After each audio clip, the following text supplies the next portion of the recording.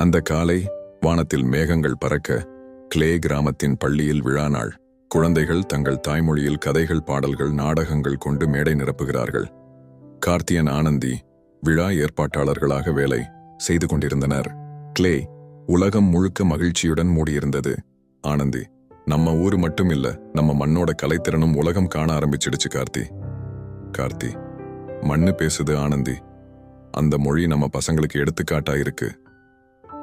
பள்ளியின் மேடையில் ஒரு சிறுவன் தனது படைப்பை களிமண்ணால் செய்த சிறிய கிளே ஸ்கல்ப்சரை காண்பிக்கிறான். அது ஒரு மூவரையும் காட்சிப்படுத்துகிறது: கார்த்தி, ஆனந்தி மற்றும் முருகன்.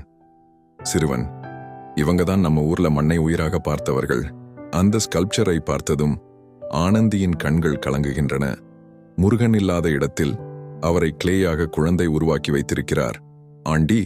நரேஷன்: மண் மனித உணர்வுகளை யாருக்கும் மறைக்காதது. கிளே உலகம் கனவில் அல்ல, மனதில் உறைந்த உண்மை. பாட்டி மேடை உரை: நம்ம கிராமம் அறிவாலயமா மாறினது கார்த்தி, ஆனந்தி, முருகன் 3 பேரின் கனவாலதான். மண்ணுக்கு உரிமை இருக்கு, நம் குழந்தைகளுக்கு எதிர்காலம் இருக்கு. ஆண்டி முடிவுரை: இங்கேதான் முடிகிறது.